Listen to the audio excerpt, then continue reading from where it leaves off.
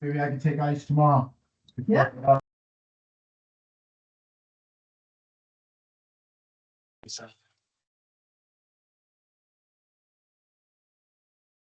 Hey, this is Michaela.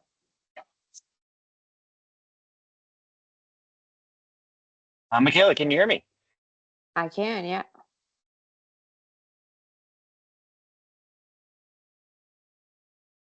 Now I cannot. Yep. Sorry, just joining. There's some folks leaving the office now. Is it, Hmm?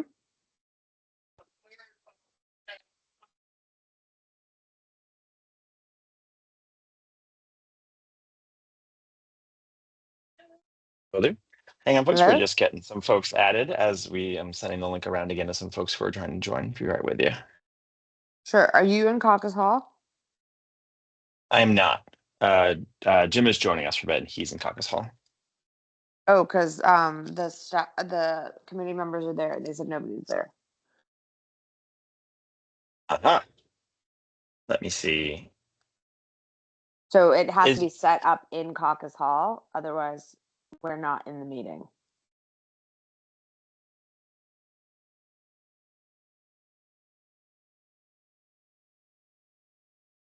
You're on mute, but so there's no meeting right now because this is the meeting, the online meeting is not set up in Caucus Hall. Yep, we have someone who is Jim Vincent is going to be in the room and he's going to get us connected. I'm just getting in touch with him right now to see where he is.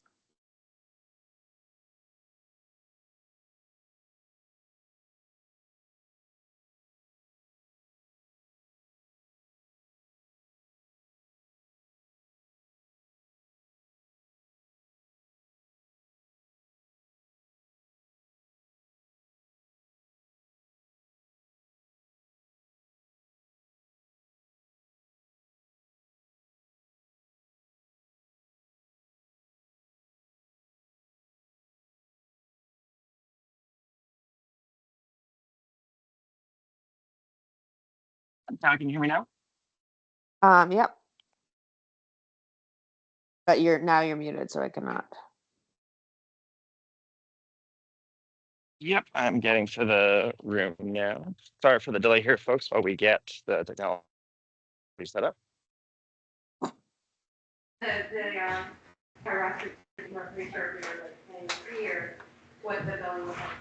Can anyone hear me? Hi, Jim? Jamie. I can hear you. Yes, we can hear Hi. I you. can hear you. Is Jim there? No. All right. Let me text him and make sure. Mia said that there's nobody. Oh wait, maybe he's there now.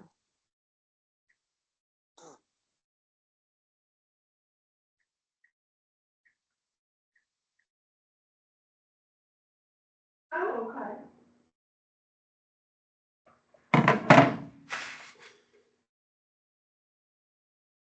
Okay, perfect. I'll let her know that. All right, awesome. Well, thank you so much for coming. You've been very helpful. Thank you.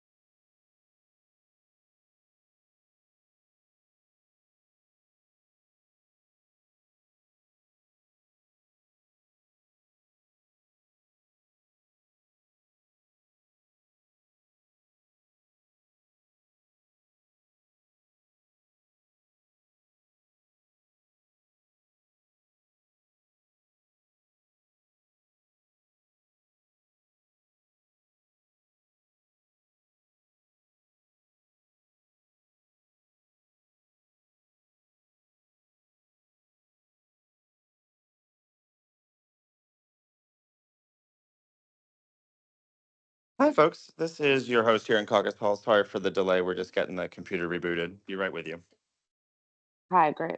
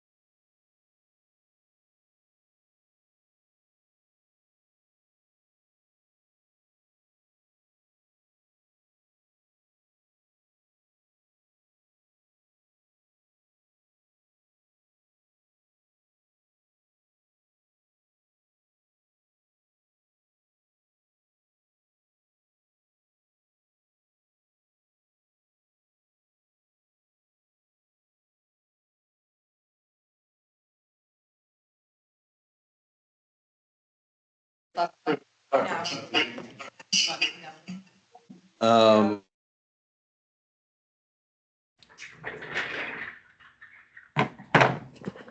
Set. They're similar, but they also have their own.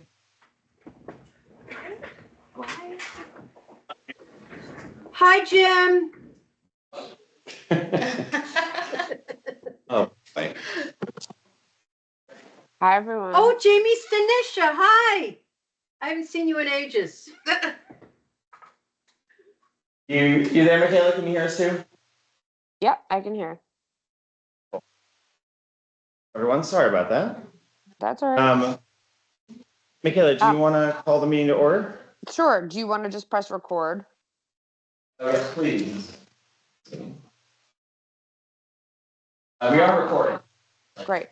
All right. So this is the Provincetown Harbor Committee public meeting of Wednesday, March 26th, 2025 at 2 p.m. in Caucus Hall, Town Hall. In accordance with Chapter 2 of the Act of 2023, this meeting will be conducted in person and as a courtesy via remote means in accordance with applicable law.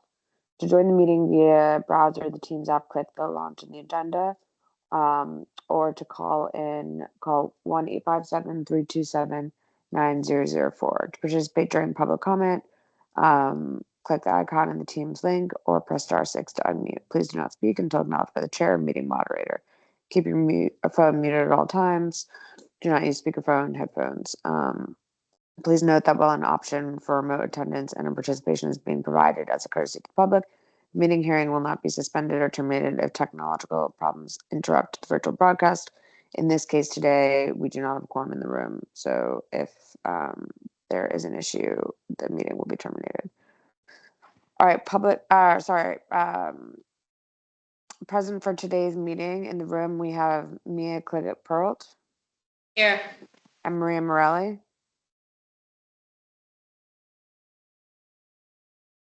Maria? Oh, Maria's online. No, I'm here. No, she's here. Oh, Maria, Oh, sorry, she's I just just blocked. didn't hear you. Okay, great. And online is Michaela Murphy. Excused absences from Jennifer Shuey, Laura McCluskey, and Marty Witstein. All right. So first up, we have public comment. Is there anyone in the room who has anything they'd like to say? No, I can't see you, but I can feel your presence.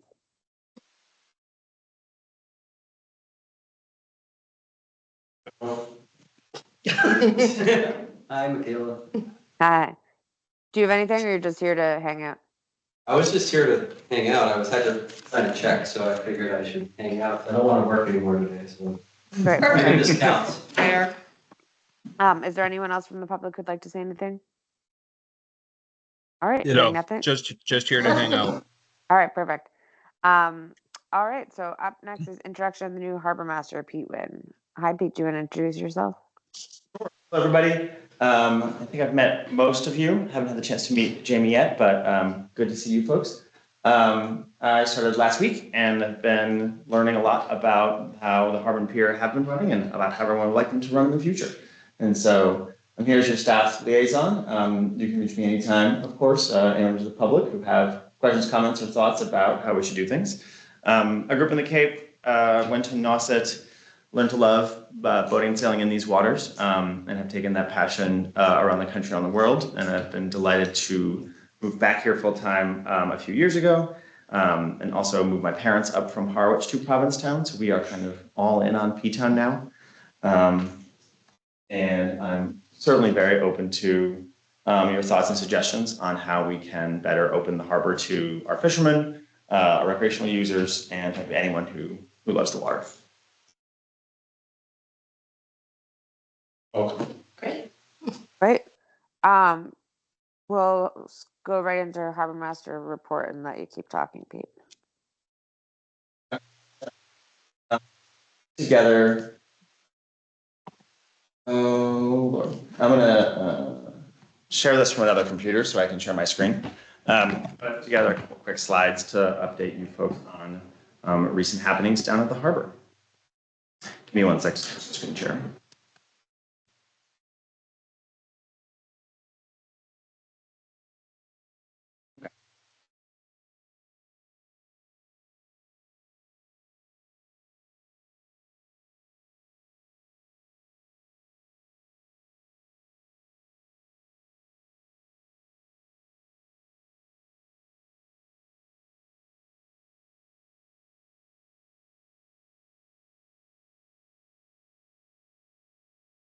No, I might have put a few holes in the book.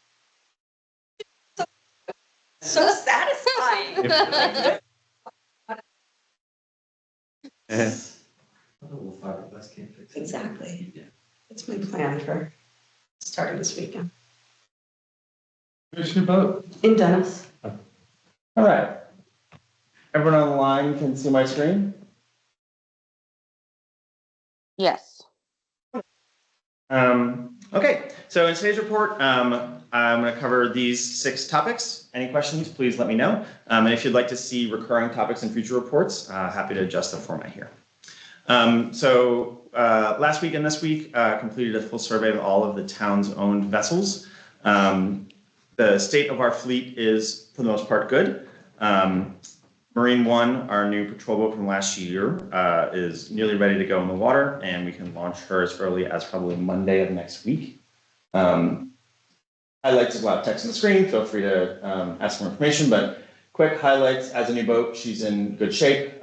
We completed a full course of maintenance and found that due to debris ingestion in shallow water environments, very common for outboards to suck in marine debris, sand, seaweed, etc. We had both thermostats on both engines were stuck open, which meant they ran too cool, essentially. They were always being cooled at full strength, despite not being at full temperature. This, in the very long term, will impact their reliability, but caught this early, not a big issue, and we're able to swap out those thermostats. Okay.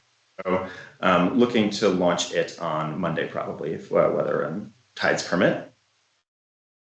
Marine 2, our pump out boat, she's got a Suzuki engine also in good working order, performed annual maintenance. Next steps for commissioning, we're going to power wash the bottom, evaluate the condition of the bottom paint, and apply new bottom paint if needed. All that will occur on site at DPW.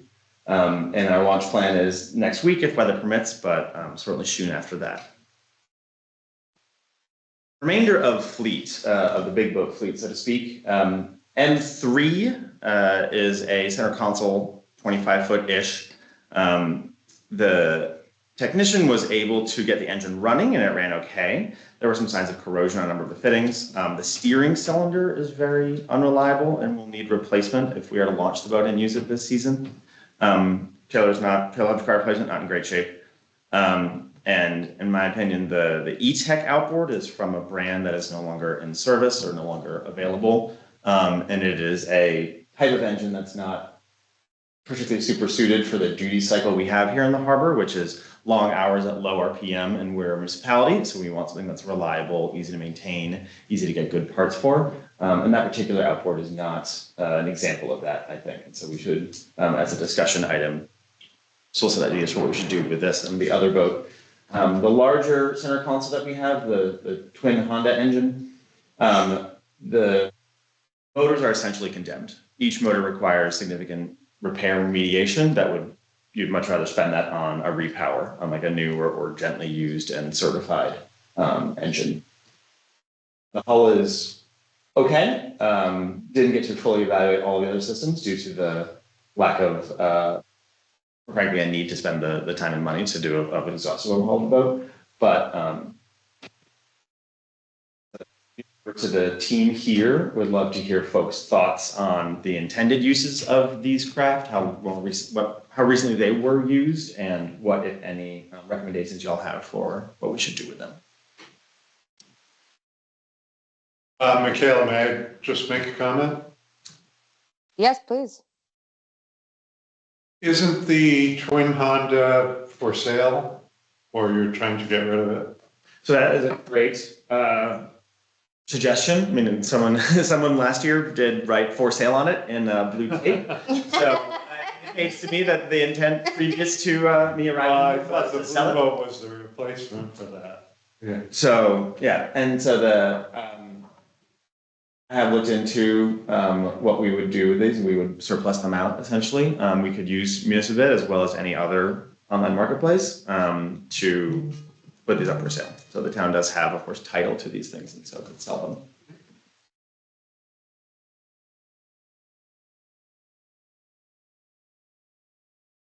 Do you see any use of keeping the boat?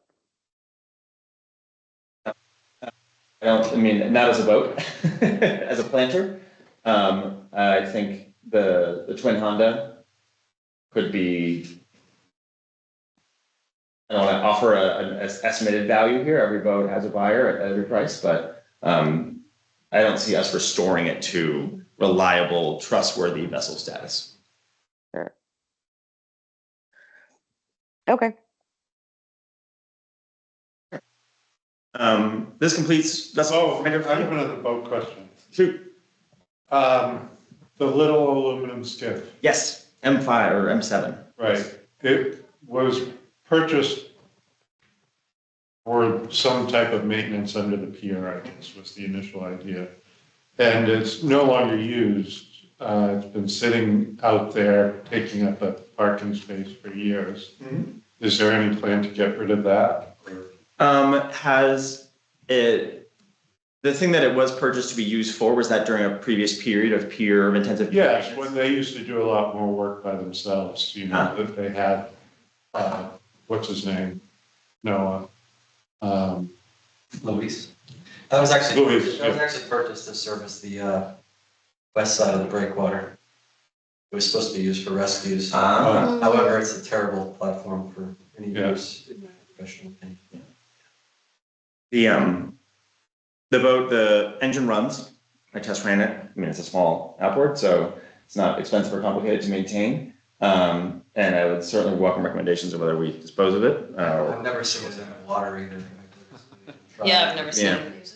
Yeah. I think the idea was to be able to launch it down on that weird place where the kayaks. Where the- Yeah. Yeah.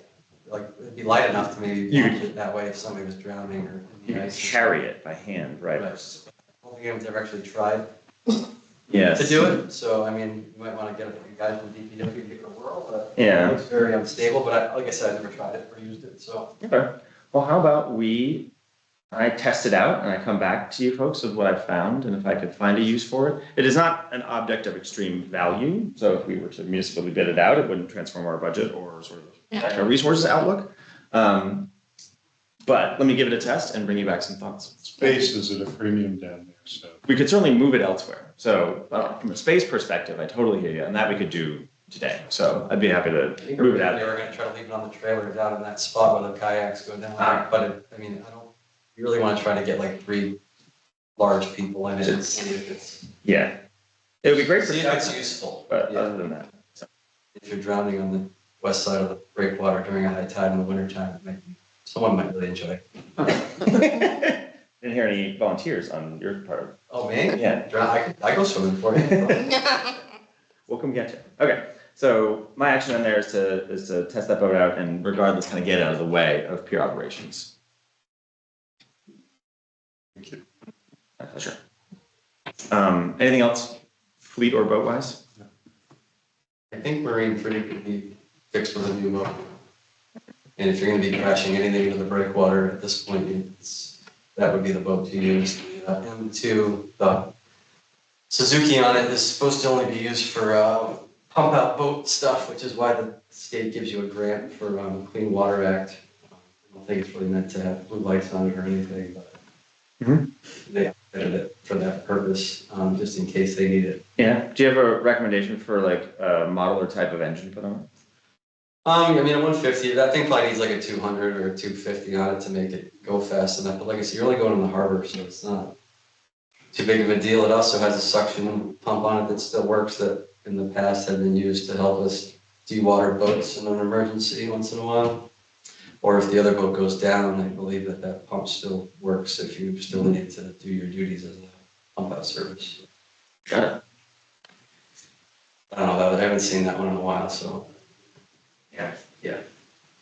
The motor's definitely gotta be on its last leg.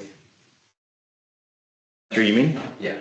Yeah. I don't know, is it still called M3? Yeah, that one. The Yep. one, the Alcar 23. Yes. It's got M3 on But that. that's been the boat that's kind of the right height to go grab somebody off the breakwater. You're not worried about ruining a $250,000 boat like the new patrol boat. I mean, for this season, you might want to try to get that one Okay. working. It's certainly worth a shot. But the mechanic reports that the engine is in, it's in usable shape. The gear case was on its last leg last year. We kind of jerry-rigged it to make sure it would finish the season, so that was the tensioning of the, yeah, the the controller cogs worn out from people not knowing how to shift a boat. Yeah. Which I think the new boat's fly-by-wire, so it should be done electronically. Yep, So it is. if you got an electronic one for that, it might really make it last longer. Or You think it'd be or worth give a class with the guys on how to shift a boat. Yes. Along with the M2, which is mechanical shift. So if you don't do the throw properly, you're going to mess up the gear. Yeah, no loitering in that into a shift regime, Yeah. clicking the gears together. I have one more question now that I'm thinking about the boats again. The new boat, did I see on the town warrant that there's a CIP for additional safety equipment? Or was that removed? What was the number? I don't know. It's like 70,000 or something? Yeah, that was removed. Oh. Yep. I was just gonna say, because when John ordered that boat, he specifically ordered it without that equipment because he thought it would just be a maintenance hassle. However, he could have gotten that equipment under the same grant, so I don't know if that's still available to you, that grant. We'll probably also talk to the fire department and try to get a stove basket on one of the boats that you're using to remove people off the breakwater. It just makes it a little faster. And trying to find one off an ambulance and waiting for that type of stuff.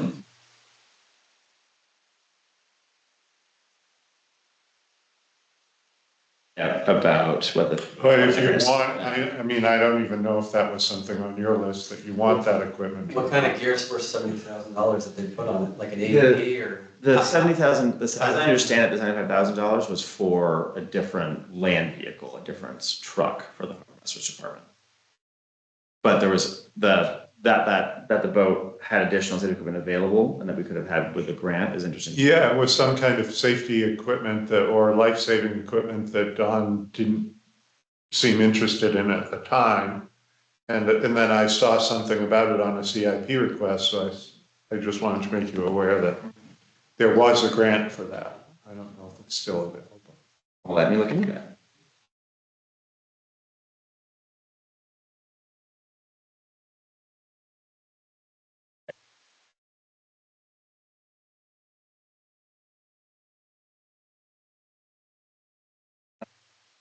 All for fleet-based items?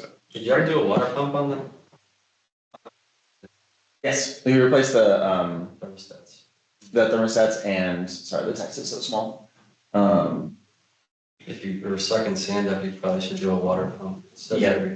Disassembled them, cord packed them, and rebuilt them. And there's, from the invoice, there's 2 water pump kits that were done.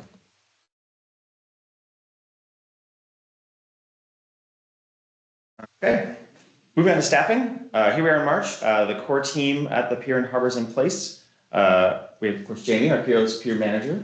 Our office coordinator, Katie Laura, and Katie, I'll give you a moment to introduce yourself here. Folks haven't met you yet.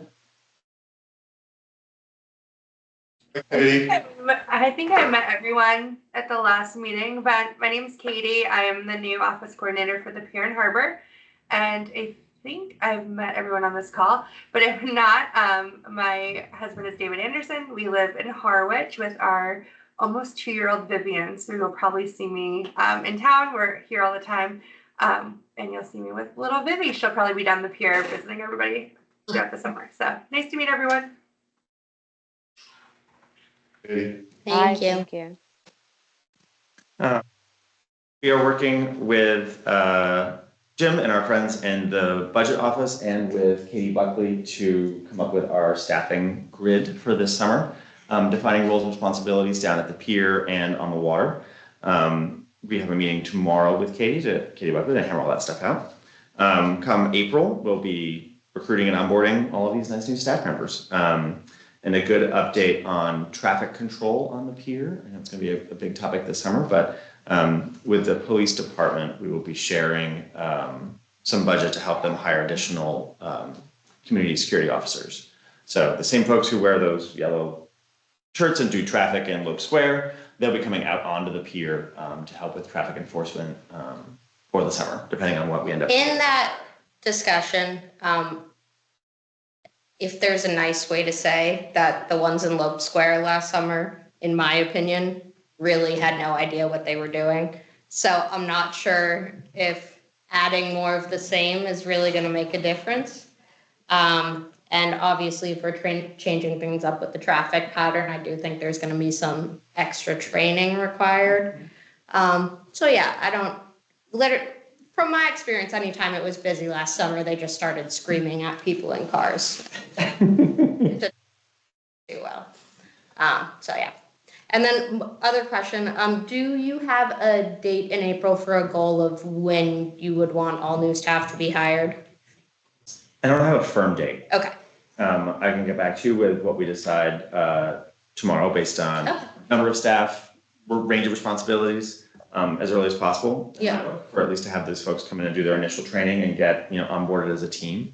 To your point about effectiveness of the staff we deploy, we are planning with combined training with the police department so that every CSO will fully understand what the regulations we're enforcing on the pier are, what good looks like, what great looks like, and what's not acceptable. And I think it makes a lot of sense that the CSOs responsible for Loeb Square would be involved in the pier stuff, even if they're not staffed on the pier. Mm-hmm. Because we also have pier staff. Yeah. I think that'd be great. The staffing plan particularly anticipates the ferry traffic. Yeah. So looking at the ferry schedule, making sure there's a CSO on the pier half hour before or after. Yeah. Just so that if there are people picking up their friends at the ferry, they move quickly, they don't block other pier operations.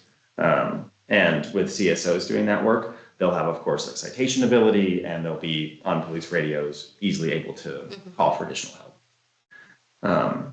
We're going to be, as I said, co-training on all the pier regulations for everybody.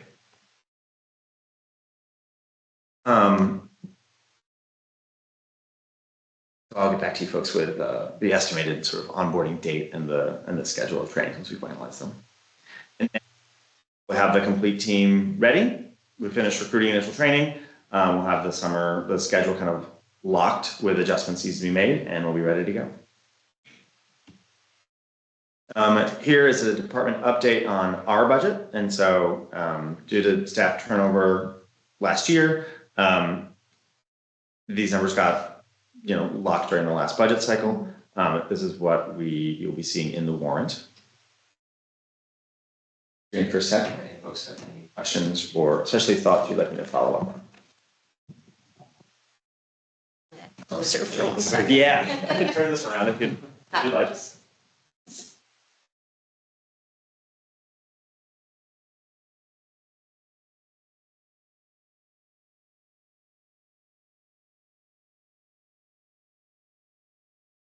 Provincetown contracted service. Professional or technician, essentially. So it was a large budget item for just envisioning contracting out everything. If there wasn't staff on hand to handle it, so. We didn't have salary or wages for 2024, 25 for like clerical or part-time or. Perhaps Jamie can speak to the history there? I No, believe it that's, was Pier versus that's, Harbor. clerical was paid by Pier last year and the previous years. Okay.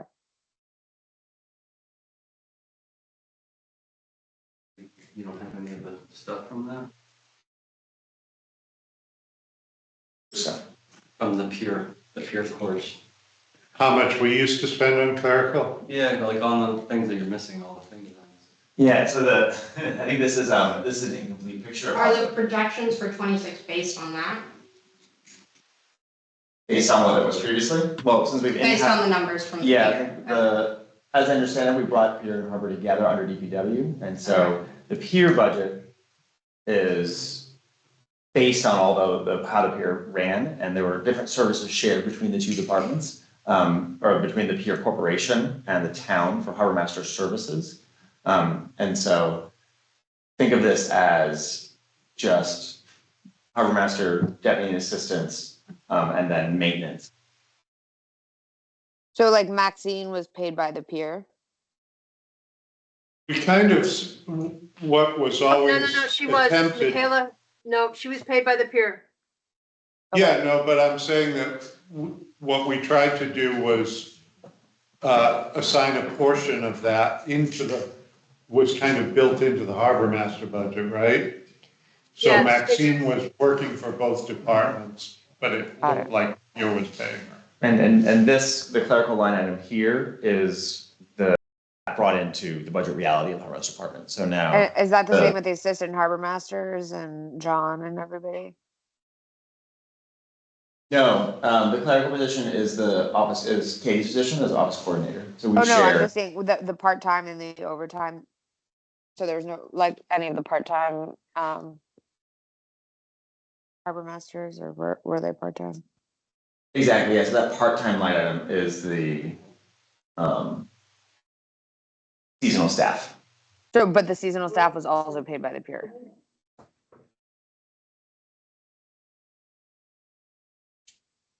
No, that's in your department, right? Sorry, I didn't catch the question, Michaela. Are you asking if? It was the That's part-time all? staff also paid by the Pier, because I just don't see any part-time wages. Oh, last year? Right here, salary and wages, part-time, right there. Yeah. 513,100. Or 25 and 24? That's a good question. I can follow up on No, that. right, oh, For last year, she's talking about last year. I don't know. Yeah. The past 2 years, because it says 0. Yeah, I can follow up on that and see how we did the accounting for that. Jim, if you happen to know, the question is part-time wages in FY 24 and 25 for assistant harbor masters. Does that come out of a different budget than? No, it should 295? come out of 295, but, yeah, it's Okay, just not here. let me talk to our folks in accounting about that. So, I mean, I can briefly explain that to you, Michaela, is Sure. the way it's worked in the past is the peer manager would submit a budget that included all of those items you're talking about to the town, and they would include that in the 295 budget, which was then paid back to the peer. This budget is working directly from the town to the harbor master department. Yeah. Okay. Understand like year over year change, regardless of where the money came from for Yeah. the staffing level of assistant harbor masters versus peer patrol? I can get that information for you. I mean, yeah, and I think that makes sense just in general, whether it's been paid by the peer or not. I think it makes sense just to kind of, Yeah. I can't find the word. But to combine those numbers in terms of trying to figure out future budgets. I mean, it doesn't Yep. really make sense that we don't have all the data integrated. There are some vestiges of in-housing the peer and combining the accounts that Yeah. are evident in the budget software that I've been poking around in. So Okay. let me get you, and let me ask a question for the group. How has the general level of staffing, in terms of like number of people, the number of person hours available to help pier and harbor operations combined last year. Did it meet the need? Were we a little bit short? Were we very short? All I ever heard. And mostly on the weekends too, right? I mean, I know Michaela had a situation where nobody was there on a Sunday, and there were a bunch, that it seemed like the busy weekends, nobody was there. Yeah. And then everybody was there Monday through Friday, and then that was it. It was during Yeah. It seemed like kind of woefully understaffed in terms of having people out on the water, and even just Jamie was very helpful, but not having people. I think we talked to Pete about and I know that you have plans for that, but just in terms of when boats were filled with water, Maria was down there for like 3 hours bailing out boats and stuff, and gas tanks in the water and all that kind of stuff. I think that part of your question about the staffing you need to, and maybe you already have, I don't know, but kind of need to define which areas overlap. Mm-hmm. Because in the past, we, until we had the separation last year or whatever it was, or back when Rex was still around, say, the staff all worked for Rex. So he could assign them to painting and maintenance and pier duties when they weren't needed on the harbor. I don't know if that's going to apply now or not. Yeah, we're looking into all of that, of how to put more people on the hours when it's busier. Yeah. Share duties, cross training, so that the harbor masters can do pier patrol. Pier patrol is not going to do the harbor master duties, but just so that the general looking at watching all the. What is the difference between pier patrol and the assistant harbor master? The assistant harbor master would be going out on the boat, doing patrols of the harbor, but not on the pier. Well, they'll also be doing pier patrol if we need staff to go walk the pier and do check on boats, and we can do that too. But basically, the assistant harbor masters will be also doing pier patrol as part of their job, but they're going to be mainly doing stuff out in the water, all that type of stuff. So the idea is that people are cross-trained, and we're watching more closely the courtesy float, the dinghy dock, parking, and all the stuff that we haven't really been monitoring or enforcing evenly and as much as regularly as we should, just to kind of make it available for the people that need it. Michaela, Jim, am I correct? Oh, sorry. Go ahead. Oh, Michaela, I do have to run. I've got a meeting, and I got about 5 minutes. I just wanted to give you, can I break in and just give you a quick update? I just spoke before this meeting with Crystal Gardner. She's from the Army Corps, are you? Affairs. And it was really a 2-hour, it was a long phone call going over the history of basically non-compliance with Provincetown, many facilities in Provincetown, but mainly McMillan Pier. So, she kind of really laid out so many issues going forward that I'm going to go drive up and meet her in Concord to have a face-to-face meeting with her, to get on the same page with her and really figure out what does she need as the next step. She seemed even confused by her notes in the file. There were just so many different pieces to it. She did bring up the issue of the eelgrass beds, the issue of the wave attenuator not being completed as designed, the issue of too many parking spaces that were not approved by the Army Corps, the use of the pier as a roadway. Now she did say that you can apply for those uses, so it doesn't mean the pier can't ever have those uses, but right now, the way the Army Corps permit is written does not include those. So those are all things that would have to get updated in a new permit. So, but right now there were so many issues. I said we should probably. I've got a big file here, and I'm working from home. I'm still here. They haven't gotten rid of me yet. So she was a little cautious at first, but toward the end she was loosened up a little bit, and so.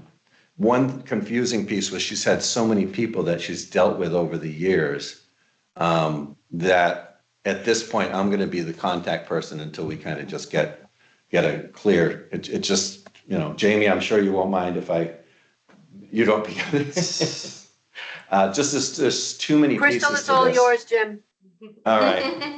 Um, and so I'm gonna be working with her just to get a real path forward on that, because it's been it's really complicated. She had so many stories and of Rex and Doug and Dawn and just, Yeah, she's not unreasonable. No. She's approved things that we've already done in the past, and yeah, she just wants to be treated with respect, and I guess she did a couple of site visits down here, and Rex was dredging when he thought she left, and just things that were like just things that really were like. That doesn't sound like that. You know, so there's a little bit of trust building to get back, but she's looking at, you know, Provincetown Marina's permit and Barry Clifford's, you know, there's a bunch of other permits that she has to deal with, so. Yeah. But I just wanted so I finally was able to talk with her, and so I feel like we'll be able to move forward on that. You know, whether, you know, I don't know how that impacts shutting down the pier this summer or figuring that out, but, you know, just in whatever recommendations you make, I would, you know, just be mindful of, you know, how does shutting it down impact Loeb Square? How does that, and just trying to find some way that the select board could find some middle ground with this. At a meeting, I was at the select board meeting the Okay. other night, and it did not go, they brought it up, and it did not, I was like, and I was just there to be appointed to another, and I was like, I just. Yeah. Yeah, no, once again, It was too much, I was gonna be like, they did know there's a lot coming, there's some Yeah. emails coming. yeah, and they don't have all the facts on it. It's not going to a, She's definitely a savant. Friendly. And she's a really nice woman. Yeah. She's very by the book. yeah, they were not. Okay, Yeah. you know. She has, I had met with her and I mean, but the she had same worked thing with happened me, with and like, I had like 12 of them at a table one time. But like I said, she's very reasonable. Yeah, it's just, I think it's kind of hard for the amount of stuff you guys are trying to get done in the harbor and try to keep it all straight. Yeah. Yeah. There's no it's- fines or anything, right? So I mean, like, if you use it as a roadway until you change it, I mean, Well, then at this point, there aren't any. right, Um, there could be fines if But- it gets met. Select board was seeming like they didn't wanna hear Truly, we've been anything. using it as a roadway for 100 years. I mean, it's really been used the same way. So we just want to be careful that we don't have any unintended consequences of people that want to drive down the pier casually to go look out at the water like they've done for the last 100 years. You know, we just want to try to, you know, focus on the pier traffic madness and how can we have a couple of, we're going to be working with the police department to have a CSO working with us during the rush events to try to coordinate some of the activity and whether they, you know, closing the pier down on a pilot term basis or some other basis. You know, this summer might be good to try some of that out and see where we can go with that. But I don't think she's not going to fine us like for using it as a roadway. They haven't done anything with the other things, and the fact that we're working with them and trying to build the bridges to. But I was surprised at how she spent an hour going over the non-compliance. I'm like, in 1999, and I'm like, she went all the way he's like, back. hey man, I was still there. Yeah, I know. It's like, that was me. I did. David Girton, and she's like, oh no, but and she worked with. So there's a long history there of, and so I think working with her to get this in order will just take a lot of the questions that like it's hard to figure out, like where did this come from and why are they holding us to this? And so she goes, it'd be really helpful to sit down and look at all this stuff. I said, all right, I'll come up to Concord, wherever they are, and just spend a couple hours or afternoon and just. It would be really good if you could nail her down to time frame. So, like, if we're going to allow this to happen for so many more months, or how is it going to affect the projects we're trying to do now? Right. And I think maybe I'll meet with you before and Foth and just go over the scope of like, how does this work from buttoning up all this stuff to moving all this plans that are in motion to some type of timeline. And closing out our 2016. Yes, that one. That's the one right now that we're working on, but, anyway, I do have to run, so, sorry, I just. Jim, sorry, just before you leave, I just have two very quick questions. One is, I just want to confirm, I believe this is true, but so DPW is taking over maintenance of the pier, correct? Or has taken over maintenance? No. Some of it, not- we're still negotiating, there's a lot of, we're still negotiating some of the things on trash barrels and other Okay. things, but as time goes on, we're painting the office down Sure. there, Yeah, we're you doing don't have to whatever we answer that can. now. That's just for But- future or Jamie. they're doing a lot though, Michaela. Okay. And then Yeah, my other yeah, but- quick question is Jamie can update us on that, or we don't have to have an answer today. I just wanted to, so we know in future where the maintenance is, just in terms of when cranes and stuff need to be fixed or anything like that, just who's doing that. And then my other quick question is, has anyone spoken either to the DEP or to Provincetown Marina just to ensure that there will be some sort of compliance, that the bathrooms will be open this year for the public? And also, I'm under the impression, I think I was talking to Pete, that the dinghy dock also, per their license, is supposed to be available to the public. So, Well, the dinghy dock is on Barry Clifford's property. No, So that's, the Provincetown Marina dinghy dock.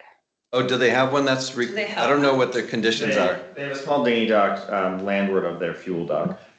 You have to look at the Chapter 91 license conditions, look under special conditions, and Yeah. then take a look at those, and if they're laid out in there, then they have to do it, so. Okay, so- And if they have, Dig through that, and if they have to let us use public restrooms, then they have to do it. So, Okay. but it really depends, go right under special conditions, and it should lay out whether or not you know.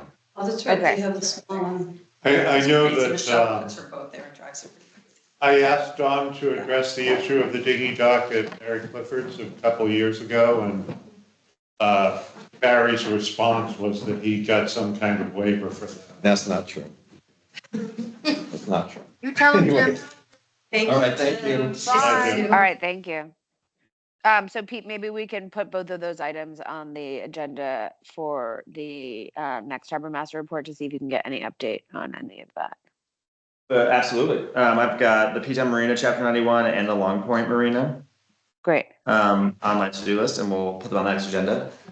Does anyone want to ask Noah how he feels about his Chapter 91 license right now? How do I feel about mine? Yes. Mine's pretty good. Good. I mean, I think you guys are missing the point of the dinghy dock. I think they're allowed to drop off and pick up, but I don't think they're allowed to like leave their dinghies there. You know Yeah, what I mean? on the, yeah, Well, that's what I'm the saying, current- Michelle would leave hers there and they. Right, so I they mean, can't you're do allowed to use it. as Well, a but public- currently you can't access it to pick up anyone because it's locked. Oh. So if somebody was. Can't if somebody attest to wanted anything. I like to, the deniability on all aspects. But yeah, as far as like the way I read ours and everyone else's, like in like Captain Jack's, you're allowed to pick up and drop off, but I don't think you're allowed to take up I think that Barry's is supposed to be available 24/7. or pick up and drop off, right? Only, I don't know, I think it's supposed to just be, I think it's more general than yours. I will add it to my list of licenses to read exhaustively and bring to next meeting. And what is it?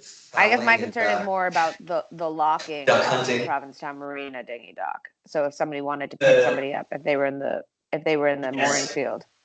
I've been a frequent customer of the Provincetown Marina, not frequently on the slips because, that's pricey real estate. But I do know if you go to if it is, there's someone there 24/7, if you go to the office and say, I need to pick up at a dinghy, they will let you, I've picked people up there before, they will let you in. Would that arrangement work to satisfy their license, in your opinion, Michaela? Like I know the door's locked, but if you could get them to open it for you and then walk down. Yeah, I've just never had an experience where it's been able to be opened. Yeah, they that gate is locked because it's also, of course, the ramp to all of their slips, and so it's part of their marina security plan. But the gate is locked except for guests. But But at least they have it. Barry rents the dinghy dock space out to private. other properties, not including the ones we've just discussed, that people would like a Chapter 91 license readout at next Harbor Committee meeting. Any specific ones? I mean, I just I'm remember not- as a I'm not kid, worried walk about- through- Sorry, I'm I not said, worried a lot about of the the Chapter traffic- 91 licenses for any of the slips. I'm more concerned about Provincetown Marina not allowing the use of the bathrooms and locking the dinghy dock. Okay. And then that's my bigger concern because I feel like that's very underutilized. And it creates a lot of traffic in the lane for people going to the courtesy dock. And there's obviously a lot of traffic on the dinghy dock. I will get into that, and I will talk to the marina manager, Michael, there about that too. Are there any other properties town-wide, like anywhere in town, where there's of any interest? I think you guys had a list of properties that weren't in compliance or you were Yeah. working on it. Well, there's a, Whether those are issues you want to tackle now, I don't know. yeah, I think, is it Melissa that has a running list, Michaela? Yes, it is. And also, yeah, for example, like Captain Jack's, there's a lot of Chapter 91 licenses that I think are underutilized because the public don't know about them. Like, for example, like the meeting room at the boat slip or, yeah, the Captain Jack's. There's no signage or anything anywhere about use. So I think that that's something that we could tackle at another point. I'm not saying we have to do Yeah. everything overnight. but- Because I mean, I think when we first, I guess, all joined the rebooted committee, we had also kind of talked about a way to kind of like disseminate information about Chapter 91 would be to kind of tell people how they can take advantage of the public use that we get from it. So that's really the last time we talked about like the running list or anything like that.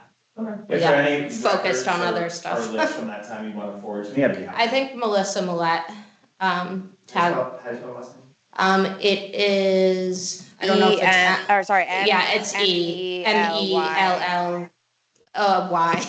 Sorry, I know 3 different Millette families, they're all spelled differently. She's actually Nickerson now, but it's MELYSSA Nickerson. Town email, I think, so that's one. Oh, okay, oh, so you're town board. Yeah. The other underlying problem with the public restroom, which I can attest to, is people shooting heroin up in your bathrooms. Yeah, Every homeless person lining up outside and taking hours in there trying to shower, which is definitely a public service. Yeah, there's some, things that make it a little difficult. Right, so you don't want to advertise it, like. Yeah. It's hard, and you keep it open and then like you get, I can't say how many times I've kicked junkies out of the bathroom Right, and stuff. well, that's a whole other It's thing a with whole- the town, I know. talk about. Which is a whole nother. Yeah. You know what I mean? So, Yeah. because it's not like we have them staffed. We have ours open to the public, which is fine. I don't mind doing it. It's great. Right. Whatever, people have to use the bathroom, it's a small town. But there's just some other things that I think you guys should be aware of that happen that aren't really great. Ask if perhaps adding patrolling is something that the CSOs can take on as well. Yeah, So just that's- to watch. Yeah, anything really. It's just, yeah. Well, we talked about this, Jamie and I talked about the CSOs patrolling the pier at night as well. We have a lot of issues down there at night with squitters and so forth. And Jamie, I think at one point suggested that maybe since the police are out patrolling all night, they could come down and flash a light and sort of look official and. Yeah, we've had people sleeping in the cold locker at, where it used to be Lorraine's, it's just all kinds of stuff. Yeah. So, but, that wasn't something they wanted to do in the past, and now with the new chief, maybe, something that could. Be on the checklist for the evening. Yeah, there's an obvious change already. They do have a building and property check, and McMillan Pier is on it. I also work at the police department as an on-call dispatcher. So I do know that officers do come down here at night every shift and check McMillan Pier. It's documented in the log. They come down, they shine lights if they see something suspicious, and they call dispatch if there's something that needs to be documented. So I Well, do. there was definitely an unwillingness to address the squidding problem. Yeah, last Yeah. year especially, yep. It's also part of the town's chapter 91 license that it's supposed to be open for fishing at any time for any reason, and you guys can close. But you can make reasonable rules, which we have to run through chapter 91 in order to take effect, but what I'm trying to say about the police and patrolling down there is they should be a little more aware of which patrolling. If there's a squidding problem there, then they should be addressing those people that are.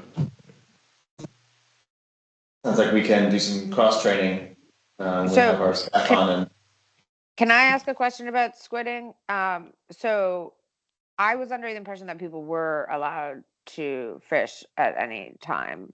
And so I know obviously that people shouldn't be squidding off people's boats or, damaging in any way, but is there, I'm confused about the squidding.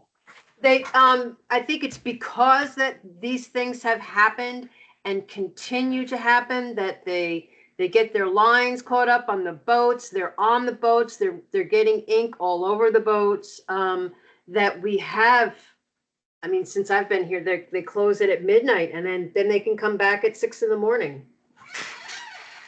It'd be cool if you guys would just like maybe paint off the part where you guys want them squidding and then just keep them in that spot. Well, yeah, Yeah. that we do. They're just supposed to squid behind the harbor master's building. But they tend to, that's where the patrol comes in, right? So Yeah. they're down on the dinghy dock. They're, everywhere, honestly, everywhere. Is there signage for that down there or anything for the public to realize where they're supposed to go? I believe so. I'll have to go out and look. Because Yeah, even if we have a sign on the dinghy dock saying like fishing prohibited here, please go to the fishing permitted area, and then have better signage there. Because I think it's a generations old tradition that people have done, and I don't think that we should outright ban it. We talk about, it all just comes back to enforcement. Like, we technically have all these rules, but if there's no enforcement of them, there's never going to be the order that we want. Yeah, I think we've dealt with that on the peer commission as well. We talk a lot about how we'd like to see things go down there and what generally the result is we're adding on layers of rules that Yeah. we're not allowed to mess with in the first place. I mean, it's like with the scooters going the wrong way or whatever. Like, I never saw that enforced once. So what's the point of coming up with the rule then? Well, a lot of the rules too is like you have people parking there and then they're fishing and they shouldn't be parking there. Yeah. So that would be one way to move along. Yeah. But at least the town would get the revenue from them parking a lot, so. Jamie, you mentioned that ink is an issue, and it's one of the reasonable reasons we have to restrict squidding. I assume it's black. We black painted, 20 feet at various places and said, you can squid here. Would that be a way to lure people, like squid, to the right place on the pier? And also cut down on maintenance and cleaning and. Sure. Yeah, that's good. We'll consider it and bring. Yeah. See if something like that plus more enforcement, because I think there will be. Having not been involved last year, I'm getting a sense from talking to folks that lack of enforcement was big across many facets of pier, harbor, and police, and we hope to bring a different level this year. We don't.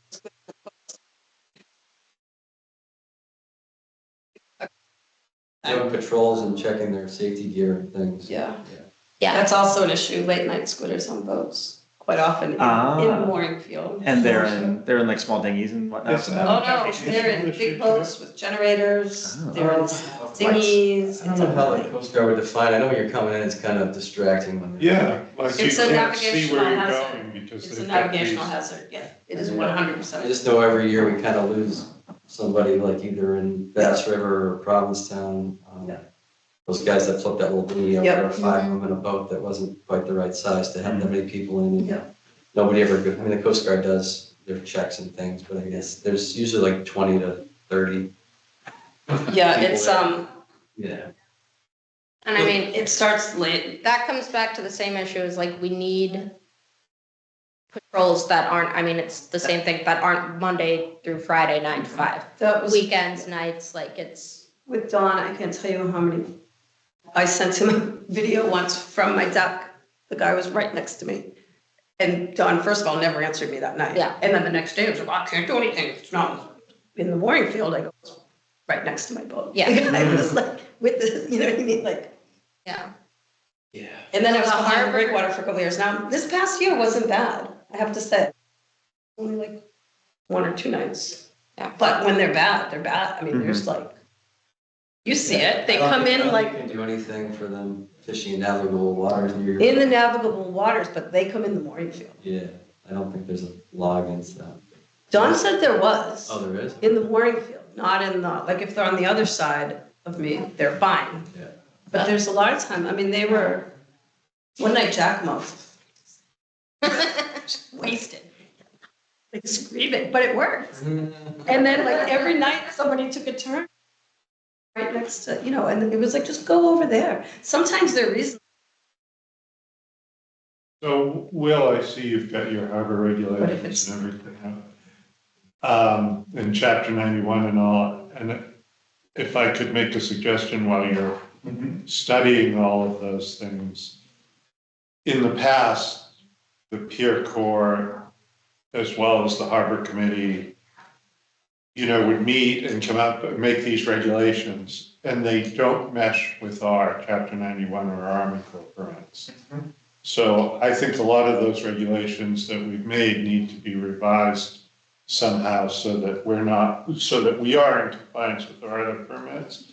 But just as well as being consistent, you know, a lot of the regulations that the Pier Corps put into effect have an opt-out clause, basically, unless someone tells you that you don't have to do this, then. Yeah. Yeah.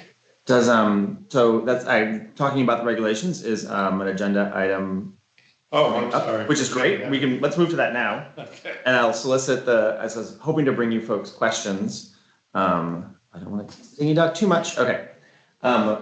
So regulations last amended May 22 based on the PDFs and documents I could pull from the website. So they're probably overdue. What process would work best to involve stakeholders to review and amend? You're just going to catch me up on what's worked in the past. Like each committee, Pier and Harbor now will review their halves of it essentially and come up with drafts. Do we then circulate to the public or have forums or stakeholder meetings? So I do think usually we should what have we'll do- Sorry, go ahead. Let's do Michaela, then Jamie. Go ahead, Michaela. No, Jamie can go ahead. So you normally, as the committees, when we were a peer board and not a committee, but now that we're a committee and the Harbor Committee, both advisory committees, what we would do is we would have public forums and then take that information and bring it to the select board and ask them to change the rules. How often? Well, I don't think there's been a regular schedule. To me, it would make sense to almost do like well, in terms of the upcoming season, I think it just makes sense for the kind of boards to work on it and then to circulate. To me, it would make sense to have like an annual fall public forum. Yeah. To do Yeah. essentially like a review of the season. It's fresh in your mind, and then you have the winter to kind of promulgate. And it's also just like actually changing the regulations and getting it to actually happen. To me, it doesn't really make sense as a spring thing in general. Right, it's never gonna happen like that. So yeah, that would kind of be my idea, is that for this upcoming season, the two committees kind of review it and see if there's any glaring changes that we all agree need to be made. And then I think doing an annual public forum, kind of to recap the season and see what worked and what didn't work, I think makes sense for many reasons outside of just reviewing the regulations. Have Go ahead, Michaela. Well, I was just going to say that I think having a public forum for sure. I mean, obviously, as community members, we'll have some ideas, but like people like Noah or Malcolm who spend every minute of every day on the water are going to have a much better idea, I think, than us of the practicalities of some of the regulations and Yeah. what could be better implemented. So I definitely agree with me about having with Jamie and Mia about having more public forums, but I think the fall is the right time. But I think, I don't think that there is anything that would probably get updated before this coming season, but definitely enforcement on issues. But I think that bringing in people like Malcolm and Noah, and I'm sure that there's others,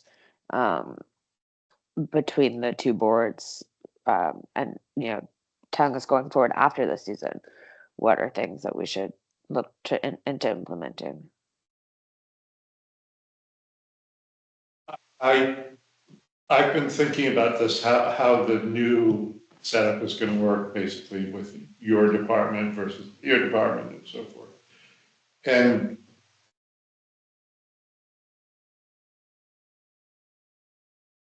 agree with Michaela that we don't have time to change any regulations this year, so we're gonna have to rely on enforcement of regulations that are already in place. And I guess what maybe would be helpful to us as committees going forward too, is to understand, which parts of these regulations that are already in place or that we might suggest are going to be enforced by which department. One thing we hope to provide you folks as a result of our work with HR and crafting the job descriptions and the training plans and whatnot is we want to line up jobs to be done across both operations, at which levels they can be done. Everyone can do peer patrol. If you are trained to go on a boat, you can go on a boat. Trained to do rescue, you can do rescue, et cetera. And bring that to you so that you can fully understand. And then also hours. So when do folks show up? When do they come off? And who's on call when? So that you have the confidence that we haven't left any jobs to be done out. You can help us catch that. And then I'll also cross it with the regs so that you can just tell like, this job to be done is supported by Harbor Reg 15-1-5. Right, I guess that's what I'm getting to is, you as town staff, do we want to have to go through that again as committees? Creating rules that match with Chapter 91?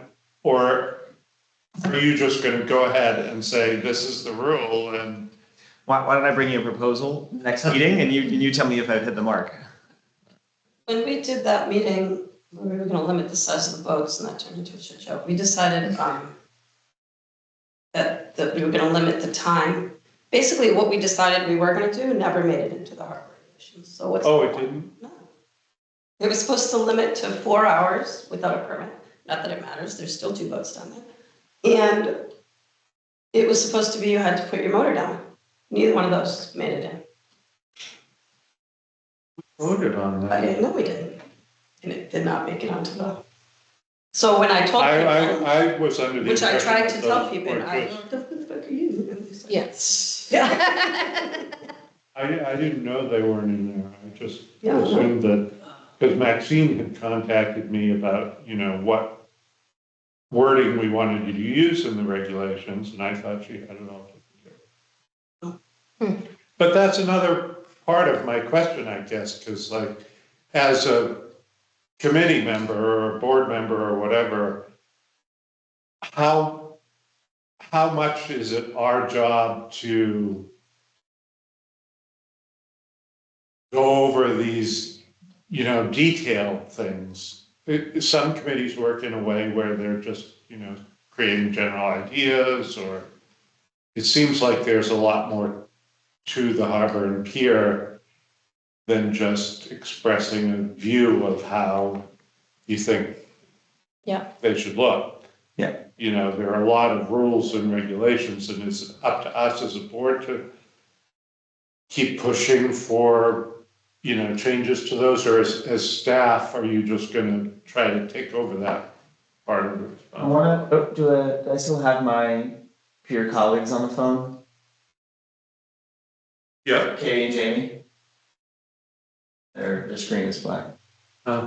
Because I could offer a brainstorming idea of how I think we could model. Were you it on the looking for harbor. me, Pete? I was. What's up? What's up? Your committee head, Jamie, asked, and when it comes to the pier and harbor regulations, how, in the weeds, essentially dictating every period and comma, would the committee, should the committees be, and then how much to, take a role in leading, drafting, proposing regulations? And how do you, Jamie, how do you see that working with you and the pier committee for your half of the operation? I think it's fine. I mean, were you asking if it's a laborious task? Your microphone's Responsibility going it in and should out. be, Pete. like, Oh, yeah. Can you, I can hear you. whose responsibility it should be. Like, should you be coming to the peer committee as the peer manager and saying, these are the issues that aren't working, and Yeah, I or think should we be coming to you and saying, these are the issues that aren't working? Basically, Maybe because both, we maybe all see both. things that aren't, yeah. Jamie, maybe both. Yeah, I think it should be a Yeah. two-way street because I don't think Yeah. it's reasonable to expect, Jamie to notice everything or keep an eye on everything. But I certainly think, I mean, I basically think we should give Maria a badge and let her enforce things on the dinghy dock. I think it's, she sees more down there than anybody else. Yeah, I mean, I think it just, to me, I do see it as one of the primary functions of the committee. I mean, other committees that I'm on, it's all about drafting reports and all, like, I think we wouldn't really be functional or helpful as a committee without getting into like the minutia, unfortunately. But yeah, I think does the committee have a charter or a defined purpose statement? that's a good question. We do. I feel like we do. I think- Just wrote it in last Yeah, I year, think- so. Harvard. Harbor Has to do is with- basically to advise the town on Yeah. how to operate the harbor. Yeah, I mean, I'm sure, Public access. I think we all joined right after that was written, apparently. The mission and authority of the Harbor Committee is to implement the municipal harbor plan to provide for the coordination of all harbor elements and activities, to make recommendations concerning updates and revisions to the harbor plan and changes in the harbor. Yeah, so, On similar, point of view here is, with my staff hat on and my, how we enforce this, what does voting law say, what do state and federal laws say, what are we gonna be expecting, as transient visitors to the dinghy dock, what do other dinghy docks, how do they run, like bringing that perspective. But I would want the committee who writes, to both have strong opinions, obviously, about what the regs should say.